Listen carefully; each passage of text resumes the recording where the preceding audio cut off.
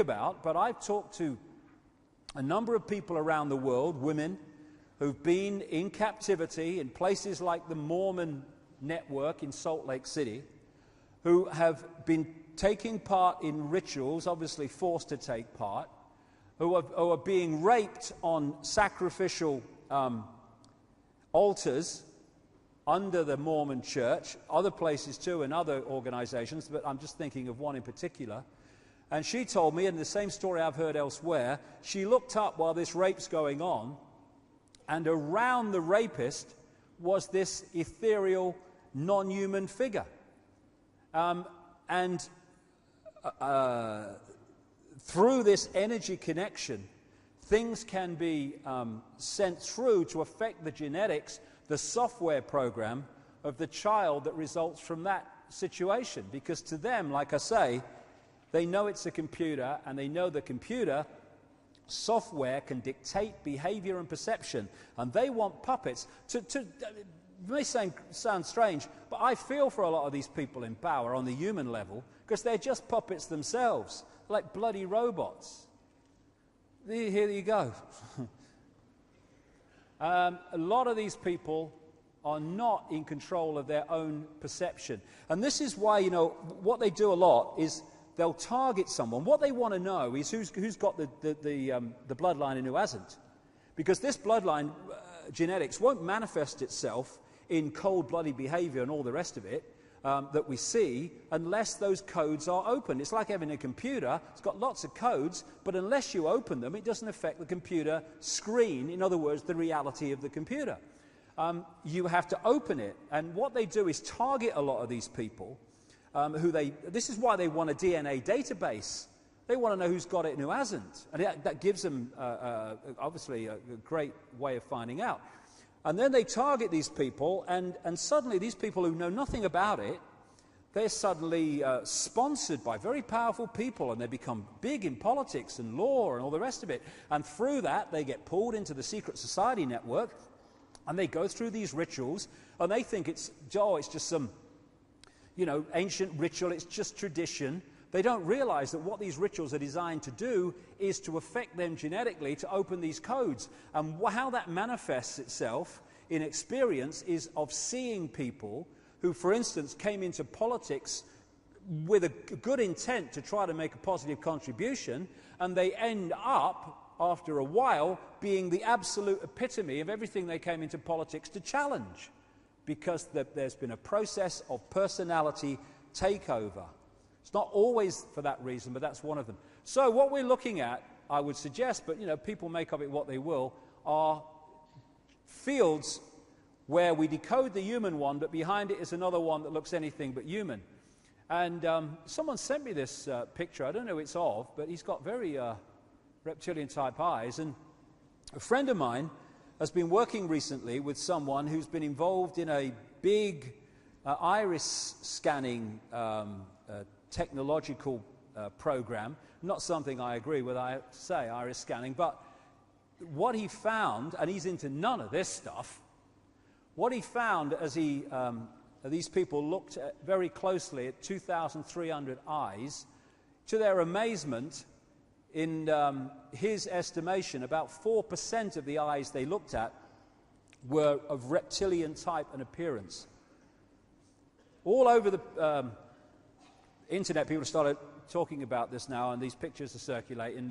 This might be probably is just a trick of the light, but it's very symbolic of what we're looking at. That was on the front of the 14 Times, taking the piss out of me. I thought, thank you very much. Nice picture. I'll have that. Very symbolic. And it's all these other people and all that stuff. And another thing that you find is a number of therapists have sent me pictures. This is a common theme. Therapists working with satanically abused people, trying to get their minds back after all this abuse, and sexually abused people that have been in these mind control projects. And it's a very consistent theme that when these people who've been victims of this, they use a lot of drawing to try to draw out their memories. Again and again, what they draw are people with reptilian eyes. These are actually drawn by a satanically abused person, And these were sent to me with their permission by their therapist. Again, Roman Polanski, was talking from knowledge, shall I put it, when he made that film Rosemary's Baby in the 60s with Mia Farrow. And for anyone who doesn't know about that, if you can get hold of a copy, it's worth watching. Mia Farrow is pulled in unknowingly because they want her to interbreed with one of these non-human entities to give birth to a child of the bloodline. And this satanic group get hold of her and they put her under mind control and they, impregnate her and stuff. And towards the end of the film, when she starts to realize what's going on, she goes into this apartment where it all went on. Her memories start to come back, and she sees the baby she gave birth to in a non-conscious state, and you have a quick flash of it in the movie, and it's a reptilian baby with reptilian eyes. Well, Polanski should know, let's put it that way. All the way through history, you have this theme of possession and of fighting the snake or fighting the dragon and all the rest of it. That's the theme I'm talking about, and it's the software hybrid bloodline, which has led to hybrid people, possessed people, being in positions of power. So you look at the human level, but what's behind it? What's behind it? Now, I know something bloody strange is behind this bugger. I know from personal experience. Just very quickly, because I've told this story before. I was at a television, and this is the 1980s, 1989. The Green Party, who I was speaking for at the time, had this one big election result in '89, the European elections, and I was asked to go along to Sky Television to comment as the results came in, because it was obvious we were going to do better than we've done before. And I go in to Sky Television, and I walk in, and they send me into this makeup room, and the door was open, and she leads me in, and I think the place is empty. And she sits me down, she says, someone will be along in a moment, and walks off. And as I turn, as she walked off, I'm looking down to my right, and there's Ted Heath, Prime Minister of Britain from 1970 to 74, the man who signed us into the European Union as it became. And he's sitting there. He's just been interviewed, apparently, waiting to have his makeup taken off. So, I looked at him. I said, all right, mate, how you doing? All that stuff. Never said a word.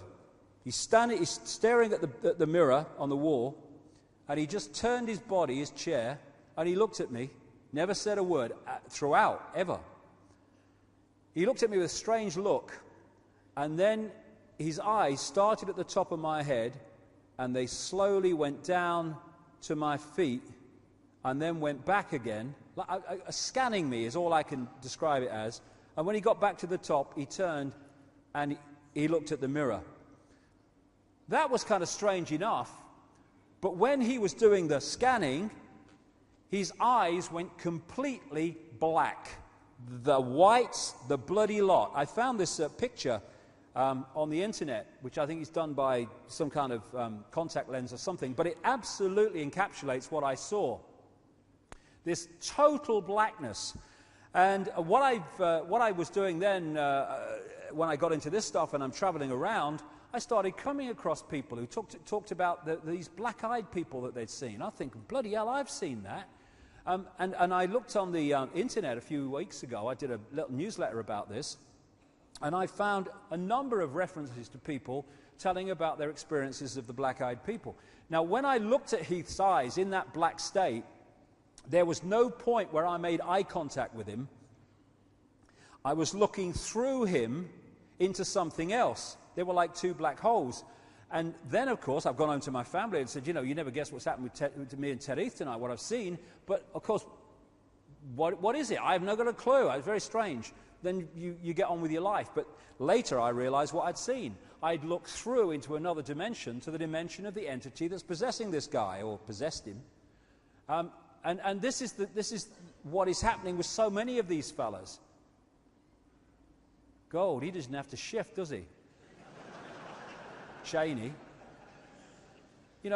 And so you're putting different people into power, but what you're putting into power is the same force. They only appear different because when you decode their 5 sense visible light,